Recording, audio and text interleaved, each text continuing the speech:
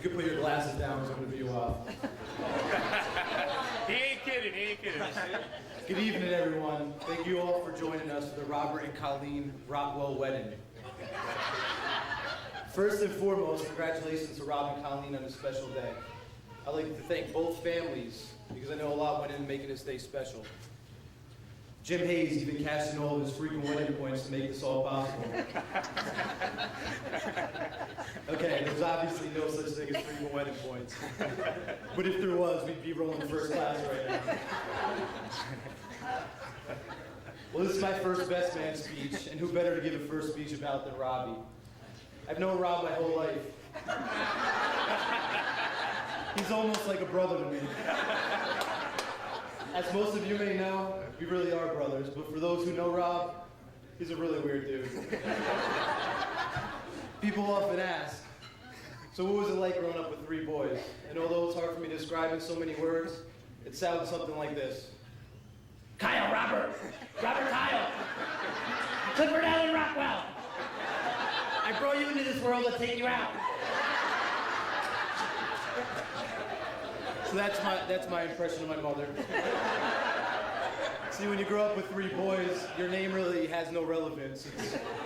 You get called all three. But what most people don't realize is growing up with three boys, there's actually a very structured scientific method amongst us. I beat up on Kyle beat up on Robbie, and well... And Robbie cried. Rob cried to mom.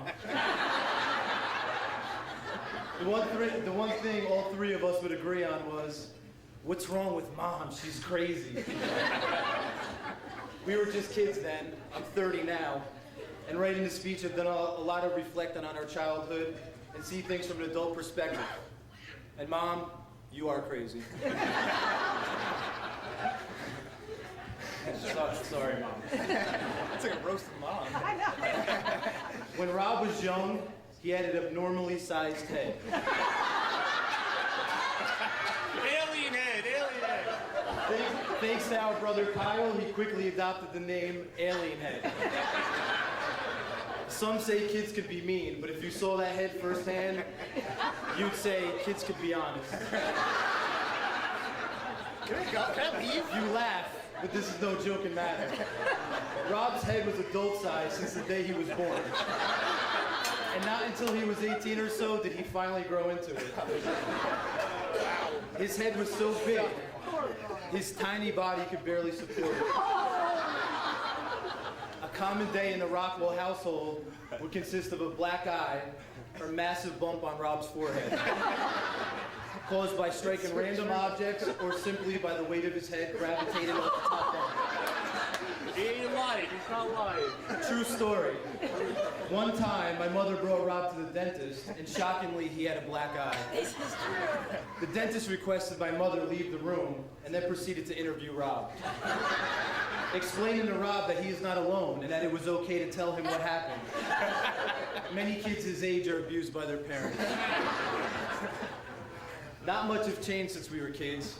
Having the luxury of living with Rob for many years in our adult life, I can tell you he's still constantly bumping into things. Anyone who knows Rob would agree when I say he lives in a constant state of self-created false sense of urgency. Rob is always in such a rush. He constantly forgets to turn things off and lock things up, such as the garage door, so if anyone is looking for a midnight bargain. When we first moved into our apartment, Rob forgot to close the front door. Our roommate walked downstairs at 5 a.m. to find a Down syndrome Indian boy roaming our living room, looking for his family. Like E.T., the boy sees my roommate and screams, "Eh!"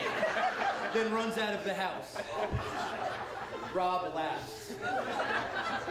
One random day while at work, PSE&G calls and states there has been a report of a gas leak at your residence. We come flying home, only to find our street blocked off with police cars and fire trucks. Firefighters, axes in hand, waiting to cut down our door. Approaching the street, you could smell the gas. The firemen were polite enough to allow us to at least unlock the door before cutting it down, and evacuated every home in the neighborhood. Rob had come home for lunch that day.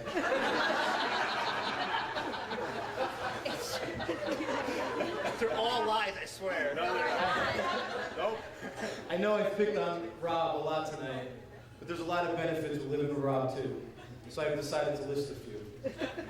1, the miracle of how he comes home and somehow manages to bypass everyone in the house and then lock himself in the room without ever even saying hi.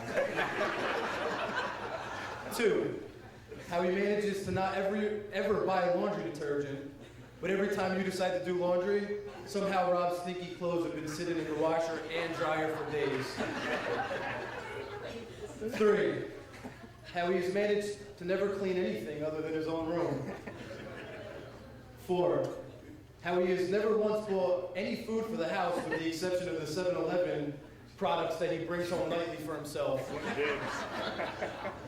And despite all of this, every Sunday, he still finds the time in his busy schedule to never once bring out the garbage or recycle. Colleen, Mr. and Mrs. Hayes, I give to you the gift of Rob. It's the gift that keeps on giving. On a serious note though, Rob, I'm so proud of the man you've become. I've never seen you happier than you are when you're with Colleen. On behalf of our brother Kyle and I, who's done nothing for this, by the way, congratulations to you both. No matter how old and married you are, no matter how many kids you may have, you'll always be our little brother, our alien head, and most of all, our best friend. Colleen, welcome to this family.